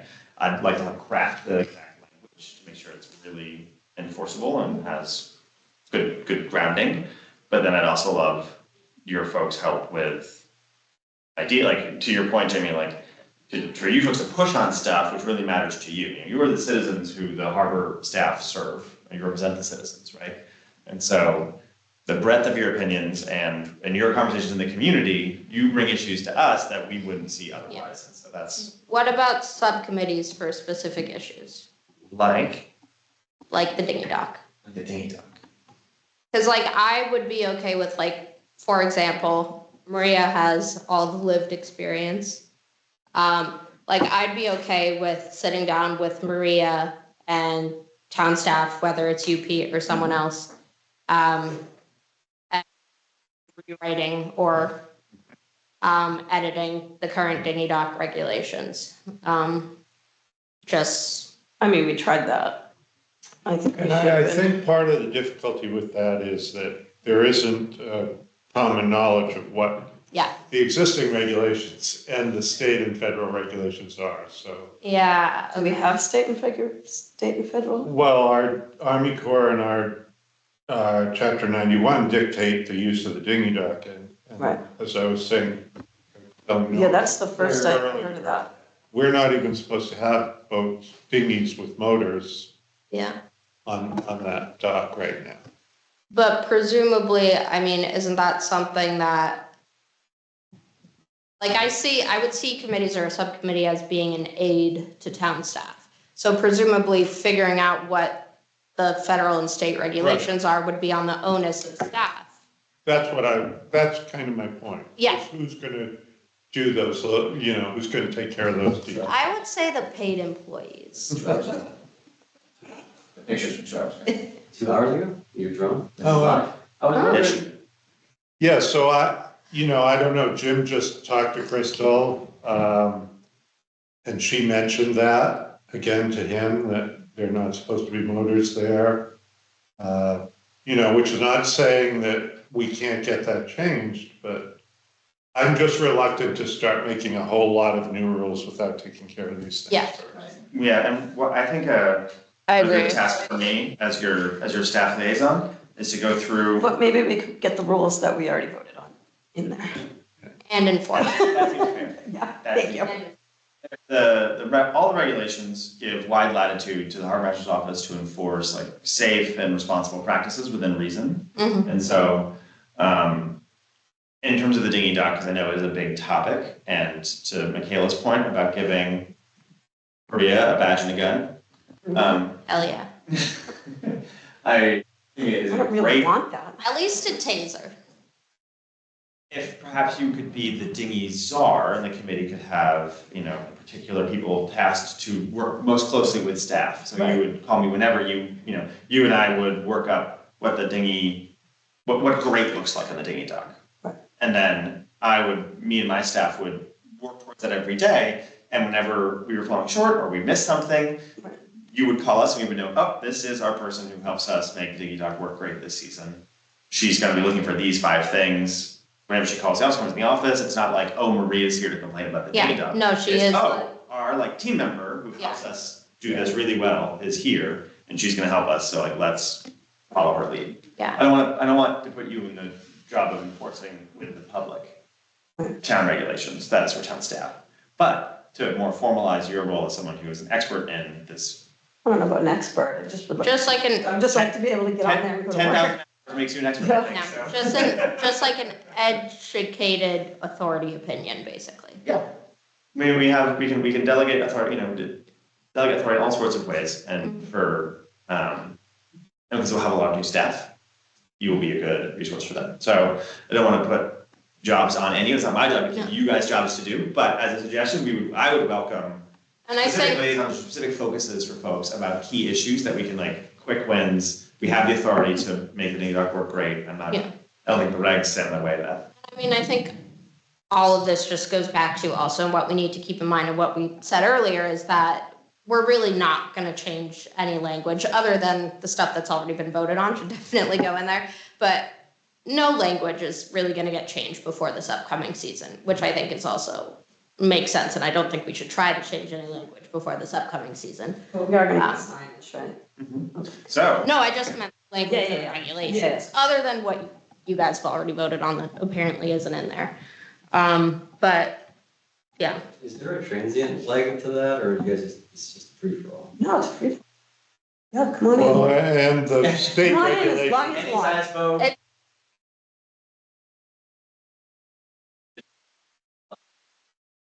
We should have a resident, you have an annual sticker for your appropriately sized boat. If you're a weekly visitor, there's a rate, and if you're a very brief visitor, it's supposed to be free under 4 hours of moorage. Wait, there's no. But There's no. There's no weekly rate? No. I misspoke. That's. No, there's no. I'm You thinking of a different dinghy This dock is and a a different harbor.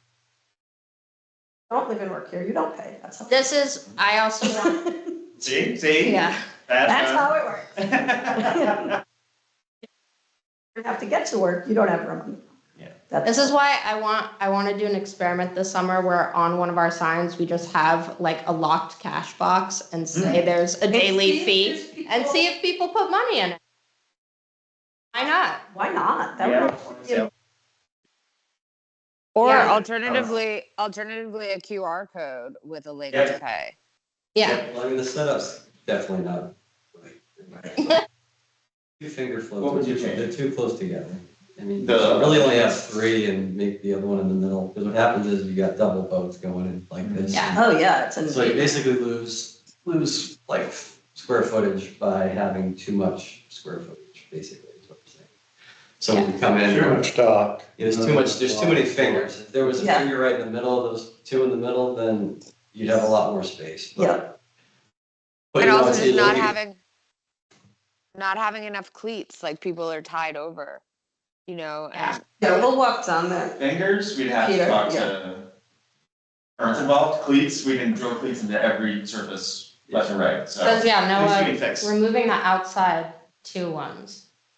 Or you just, yeah. Yeah. So that's the problem, is you have like a tunnel hole when you come in and everybody's pushing on each other. It's You mean here? Yeah, so you have. Basically, all three. The whole thing, yeah. Normally you have, It's like this and all the boats are touching, it's Yeah. So there's, Good, But good, let me show you. good. If you got rid of like. Sorry for these two, gesturing. Yeah. No. So we have, like he's saying, these are two posts.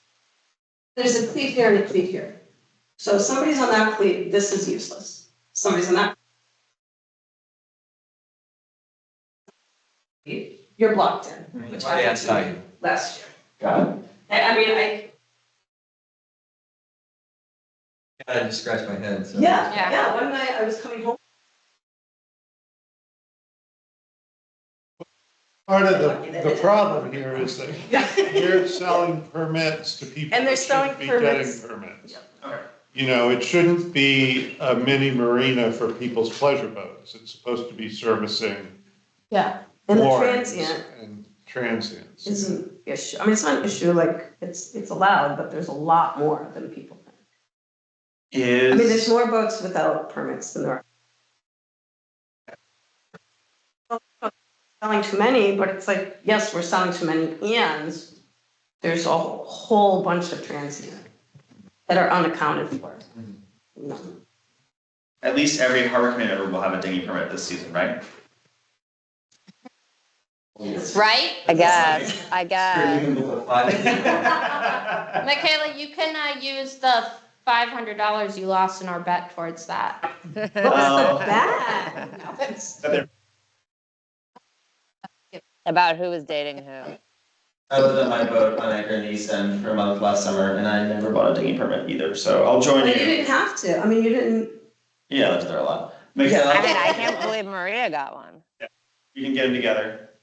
All right. but I mean, it's only for our own good too, it's only for the good of the, Yeah, if the money's actually being used to improve it, then. yeah. But our country has a problem with that Well, I in think general, you so also- our municipality can do better. Yeah, We have to look at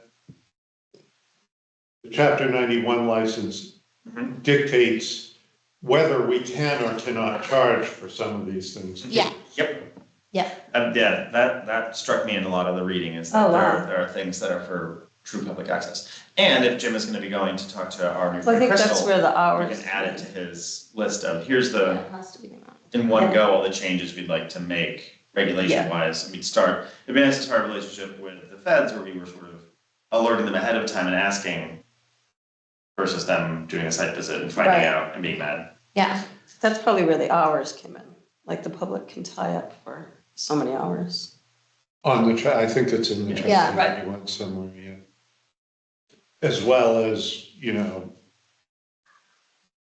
the motor thing, and I know we're not gonna be able to do anything about the motors at this point, but if Why? it's an Oh. issue that was put in place because of eelgrass, we better at least start thinking about it, because, we're at a standstill with getting our new permits and everything. My takeaway I'd like to do is I'd like to walk the dinghy dock with you and get a full download. And then we can sit down and go through the regs and the permits and kind of see what's possible and what's enforceable. Yeah. And as part of our larger discussion about the role of the harbor committee in forming new regulations, but also helping enforce the current ones, I think this is a good test case. You know, you and I can highlight what working together tightly looks like, and then so before you guys do that, I think it makes sense for you to get an idea of what's allowed on the dinghy dock or not allowed on the dinghy dock according to Chapter 91. you got it. I'll make sure. I also, while we're, kind of like doing staffing and stuff, I do want to be like cognizant of the fact that Maria already does a lot of extra work in terms of keeping an eye on things. And, she is a volunteer position.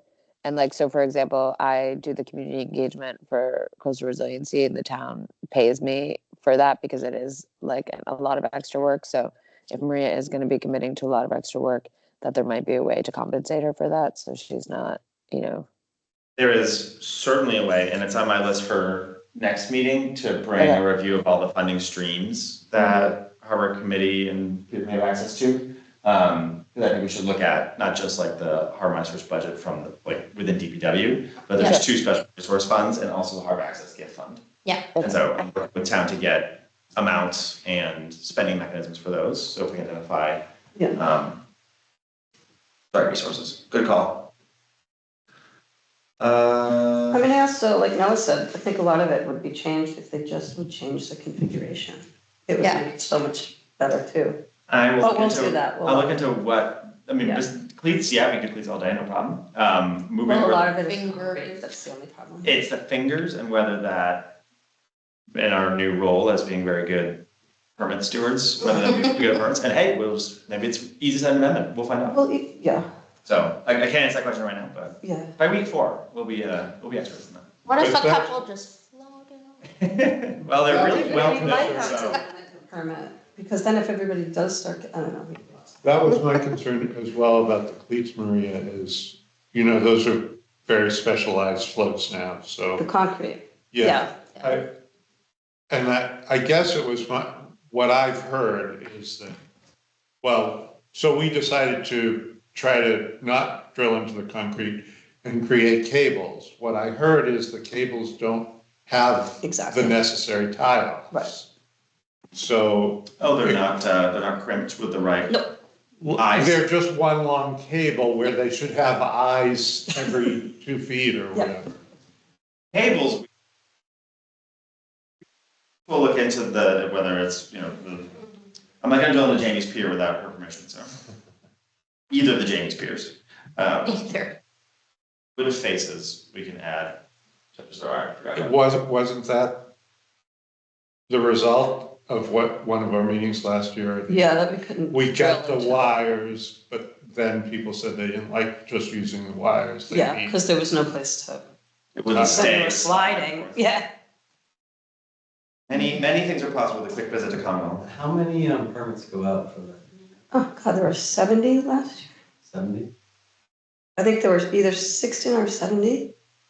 And then there were, I don't know how many. Yeah. So there were, well, That's a lot of boats. Yeah. you've been down there. It's like, Yeah. not to mention the kayaks, the jet skis, sailboat. Like, we were, one day I came in, there was a full-on sailboat, full-on. I mean, I do think that an issue is that we have nowhere for people who are coming from somewhere else and want to like go get lunch in town or anything to tie up for more than 15 or 20 minutes. I have moorings available. Yes, yes, I mean, they're temporarily, but there are a lot that, and then the abandoned boats, there was one day, there were 7 abandoned, I mean, not one day, one for a long amount of time. Yeah. Filled with water, beer cans, I was like, can we get rid of this? Well, I agree with you, Maria, and I think, the talk about doing something on the wave attenuator is Amazing. a good idea, but I think we have to be aware of. I think some of that is going to have to wait because we're obviously, we've reached a standstill with our permits now, and to add all of that on to what we're trying to do now could just delay them even further. I mean, we Right. have to get those dredging permits. Right. We have to get our construction. Yeah. So, No, I get it, yeah. Yeah, Yeah. problems. Well, I have a solution in the back of my head. So you don't think it's illegal to squid in the mooring field? I don't believe it is, no. But I also don't, maybe Don went to some harbor master course that said that it is. Right. Or maybe, I I don't know. just thought it was all. But the lights are definitely So even in the morning field would be federal. I mean, that makes sense. Yeah, like it's federal channels on the other side, and then you have Very state, and there's state waters. And, Right. so, I'd be very surprised if it was legal to fish in the morning field. I mean, some fishing boats, if, depending on how they're running, then you won't be able to fish off the back of your boat in the morning. that's so, right, yeah. Yeah, So, I feel like it's like, they're all the state, same, federal, right. Yeah. uses are all, Right. I don't know if Yeah, you'd that be makes able to sense. enforce, you can only fish in the mooring field if you're connected to a mooring. I don't think that would. It's just the squid, yeah, because. Yeah. Yeah, and then the lobsters are there. Yeah. This is just what Don said, but the lights are definitely a navigational hazard. I mean, They're in the mooring field because the squid love living along the moorings. no, they have lights, so they can They draw get the the squid from anywhere. So it's like, why are you in the mooring field? Generators of harbor. Exactly. Yeah. And quite often. Reasonable, it's just, they're out there, I'm coming home from work at 2 a.m. and there's all the squitters. Yeah. And I'm like, come on, you guys. Yeah. Yeah, okay, well, I'm gonna look into that too. But this year wasn't bad, I have to say, this year really wasn't bad, so hopefully it'll stay like that. Because I don't care, Somewhere else in the harbor and say, Right. And there are a couple in little boats that have the lights under, and they're not an issue at all, it's just the big ones, I mean, they're like more commercial. Yeah. Definitely. Right, if you're trying to come into the harbor at night, And the lights, I mean, the it's. lights are on, you can't see any of the other Yeah. moored boats or. Right, they're blinded, yeah. Yeah. But hopefully that's not gonna be an It's gonna be great this year. If it's not great, call me. issue. Last And the one time that they were bad, a couple of us were like, come on, you guys. Every year's gonna be better. Yeah. Noah's always been an optimist. Did I? Well, my favorite. What is your name? Pete, did I call you Will? Somebody clapped, everybody Just started once, and clapping. it didn't bother me. Sorry. Well, it could be, I hope to last longer than that. I think you already have. For the edification of the committee, I'd like to deliver. We have a local AIS receiver mounted on a radio in town on top of the harbor master's office. It feeds to a computer display. And so I know like marine traffic on your phones, but if you would like, we can get you accounts and you can just log in and watch vessel traffic in and out of the harbor all day long. Oh yeah, then I don't have to pay for marine traffic anymore, sure. You know, and this is better because it's a local ping, and so marine traffic is slow and not as accurate. Marine traffic will give us a free receiver for their own network, which we're gonna install. But this is from the same company, it's a local company. The interface is, I'll admit, not great, but it's very functional. Let me share the actual live thing. It's a local company that also provides traffic information for the airport. So they do all sorts of and I think, although airplanes fly by. See what? You can see the airplanes fly by. We can add that. It's not like a single overlay. Yeah. I think it's free of charge to the harbor, but we're verifying that. Right.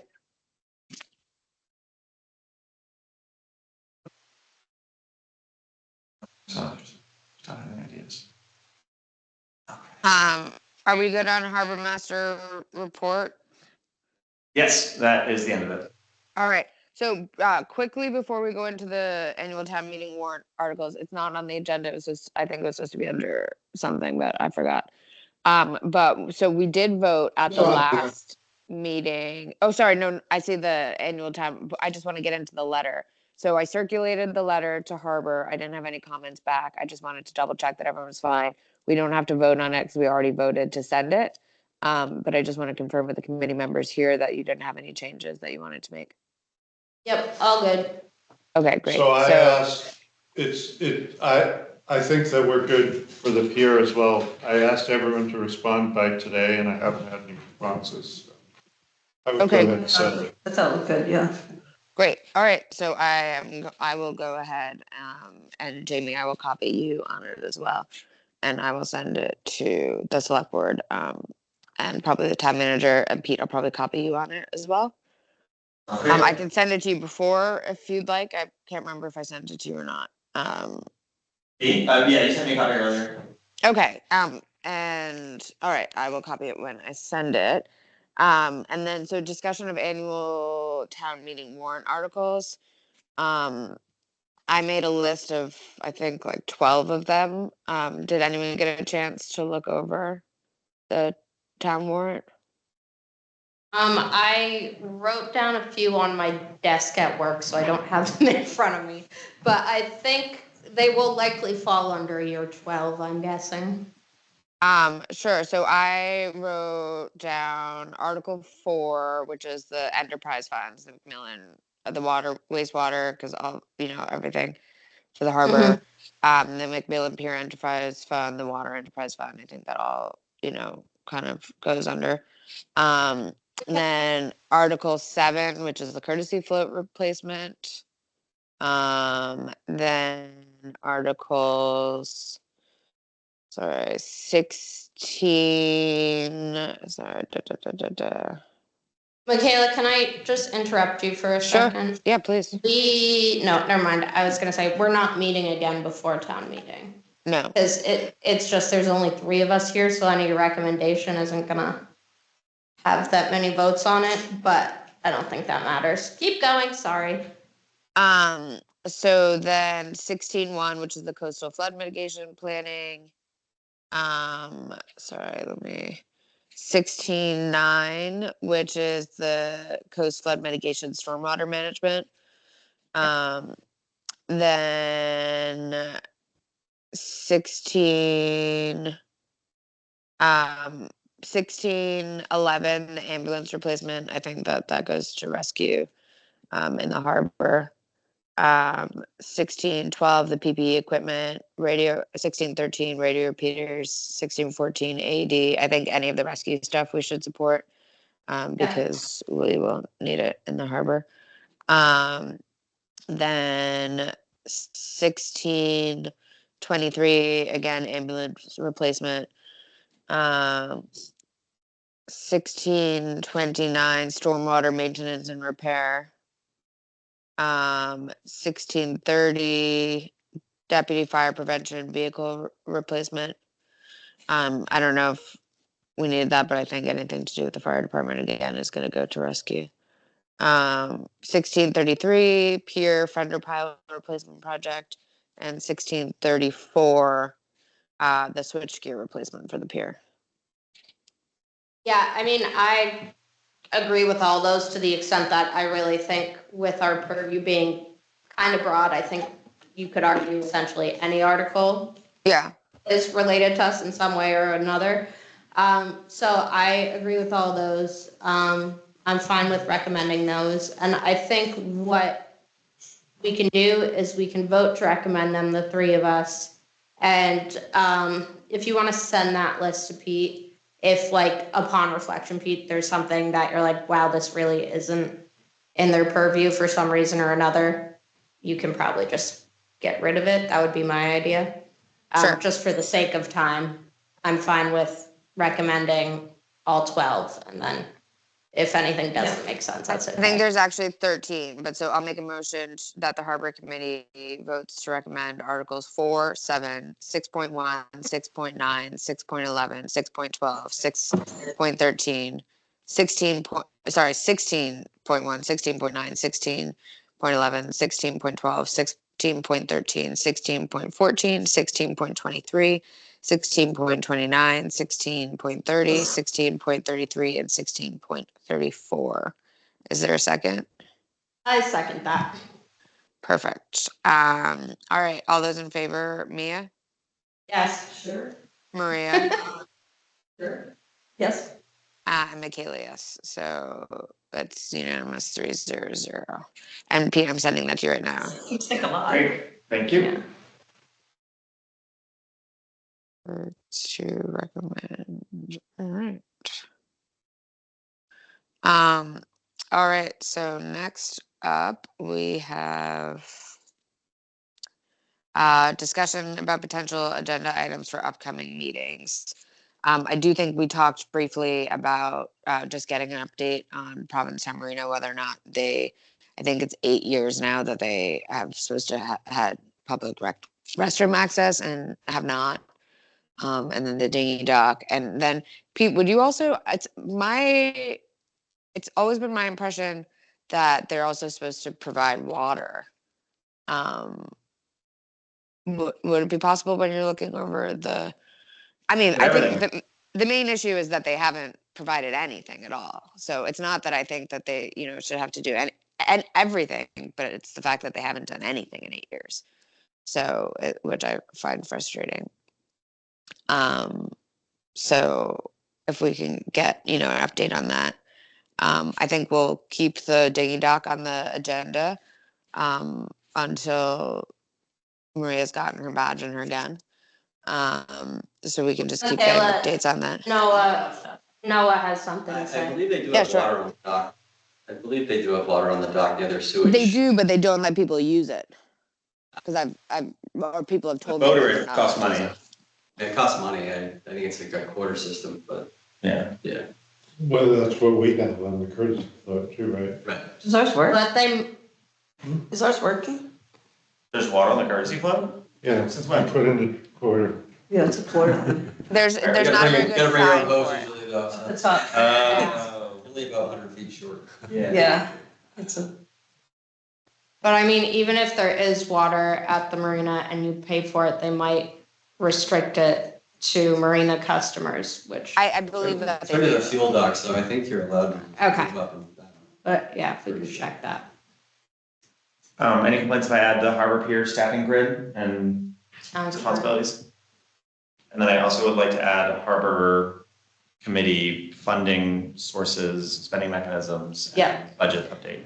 Yeah, budget just kind of integrating, even if it was paid by the pier or not previously, just getting an idea for those numbers regardless. Yep. Oh, and so yeah, structural staffing. Especially if it's all stuff that's coming out of the same budget now, it would just be a good idea to see what was being spent before from the pure budget.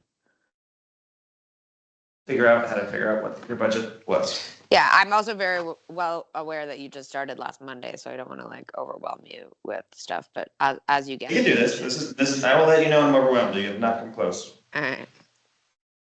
I- Other members, you guys have things that you want to hear about or put on the agenda?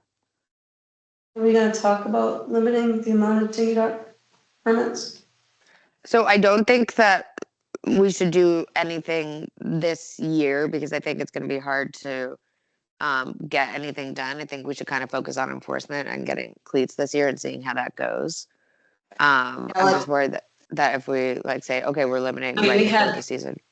70. What about Yeah. the abandoned boats that are sitting on the wave team? Oh, yes, that was a question too. Great idea. Those are going to be surplus. So town has title to both of them, and we're going to list them and sell them as they go there. It needs to be an auction, is that what you said, or how does that I will work? find out exactly how it works. I think you give them away.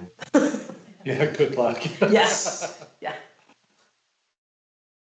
I do know One of that them is sold oil.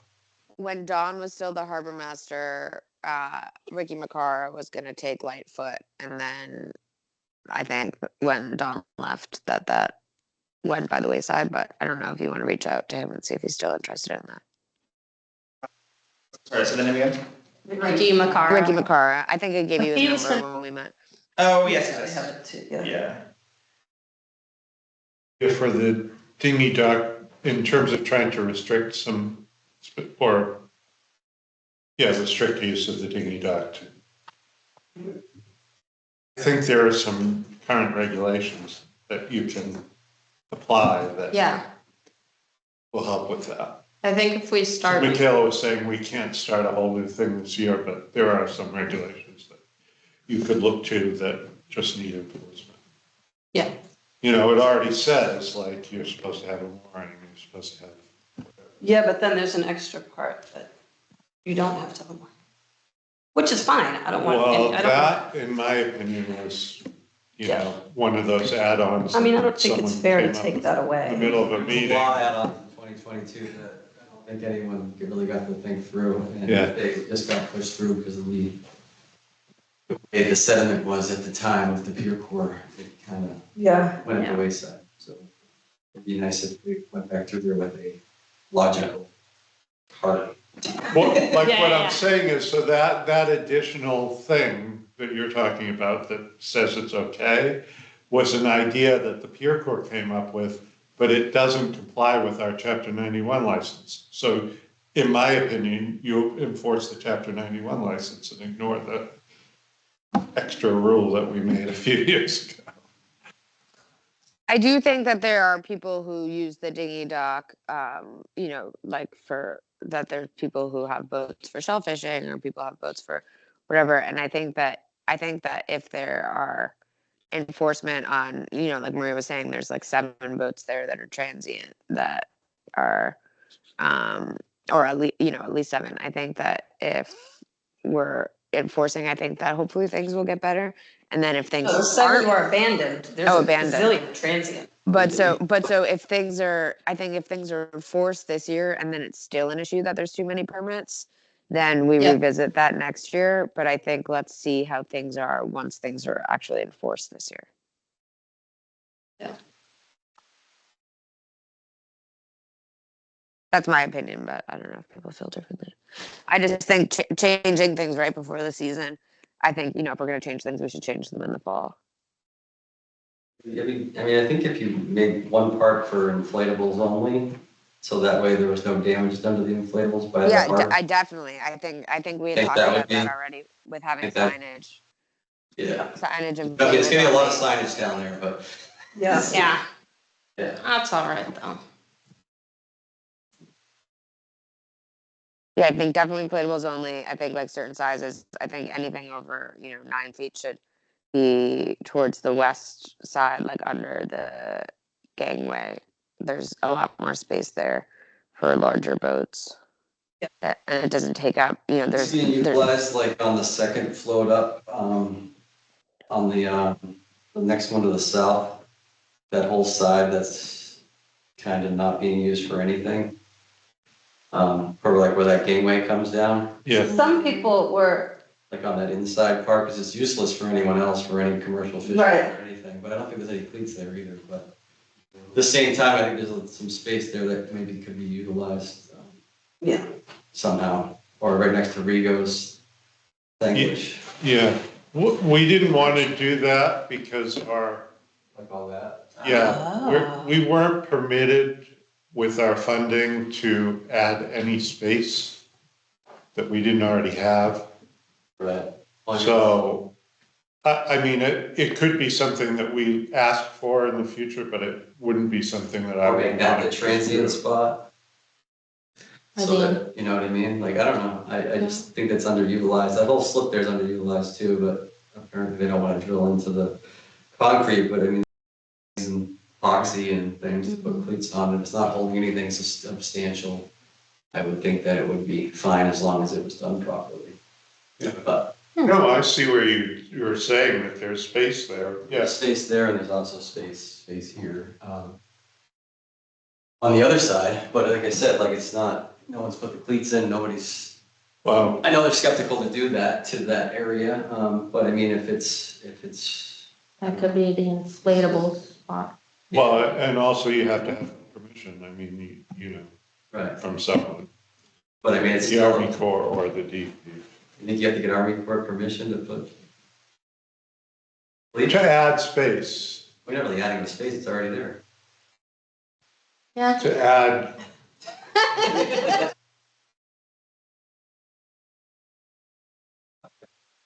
We're not Yeah. prohibited from it, correct? It doesn't. The well, license I doesn't think prohibit. we might be in the same way that we are ignoring, many of the Army Corps regulations right now.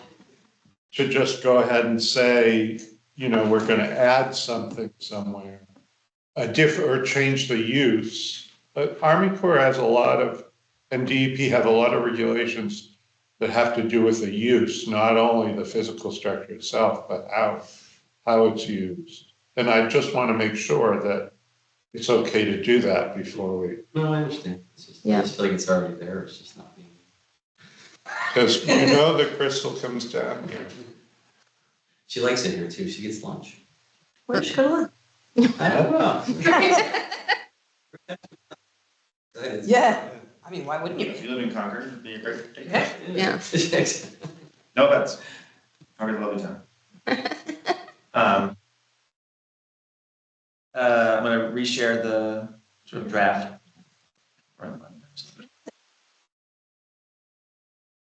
Tech savvy, but you're also a harbor. I know, right? No, the AIS receiver thing's pretty cool. I'm very impressed. I think it was installed and upstairs. I just plugged it in and It was already sitting up there? I just turned it on. Oh my God. That's hilarious. So I will not claim more credit than that. But your little lookout that you have up there to go Yeah. up the ladder, to take the ladder out. The ladder's still there. The ladder's. Yeah. I always found that amusing. Like, who the hell put this in? The ladder? The cupola. I know. The incident command post cupola, I'll have you know, added in 2007 when the restrooms were added. Right. So it's fully permitted by the Army Corps. Are ready? Thank you, Crystal. Let's go. Yep. Climb that Crystal's ladder. cupola, frankly, when she comes to visit, Yeah. that can be her spot. Is it really was permitted before we built it or after the fact? It's in the renderings you submitted. There's a long list of stuff that's after the fact, but It's like a $5,000 pair of aluminum stairs going up there. it is very nicely made, yeah. They were falling off the wall, we did screw those back in. Vessel status, sailboats, start a town sailing team.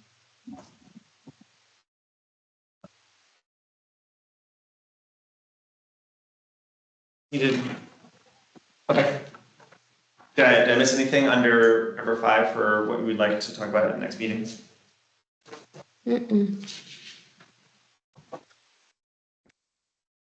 But maybe just in terms of when you are staffing, that, you know, one of the requirements be that the staff members have availability on weekends.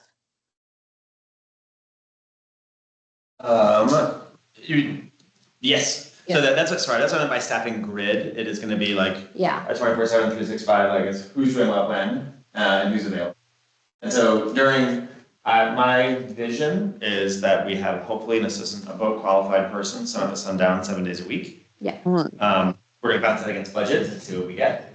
And then 24/7 call as well. And then it would be me in town or, a deputy harbor master who is to be identified. We have, a number of folks I've talked to have strong positive opinions about some things. Okay. So, All right. Dogs. Yeah. you Can't guys escape wanna run them. us through them? I don't think, 6 was well covered by. Yeah, I think we covered 6. I guess one thing we could add for next meeting is just basically make a note to continue the conversation about regulation updates. Oh, But yes. Absolutely. like I said, I don't really think that needs to be something until the fall. I would love if we're thinking of branding a pier and harbor. Do you guys like that? Pier and harbor. It's like the joint committee, joint department, pier and harbor department. Pier and harbor regulations update process. Mhm. How do you think the Barnstable County taking over the dispatching is going to go for you guys? Fascinating. Let's stay a little bit and, I just spoke to a fan about it a second ago. I met him, yeah. Introduced me. He's a deputy chief. And the fireman, yeah. I met Jimmy today. Oh, there you go. So we're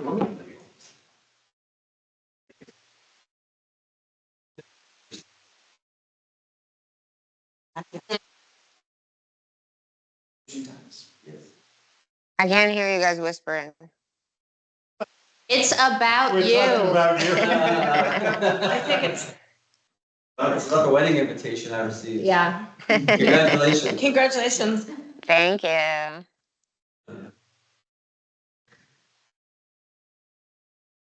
I guess, do we have anything else? No, if nothing else, I'll make a motion to adjourn. Alright, did you make a motion or are you asking for a motion? No, I'll make a motion to adjourn. Alright, I'll second it. Perfect. All in favor, Yes. Mia? Yes. Great. Yes. All right. Thanks, guys. Great. Bye. Is this the whole harbor again? No, it's the only people here. Three of them were the only ones here today.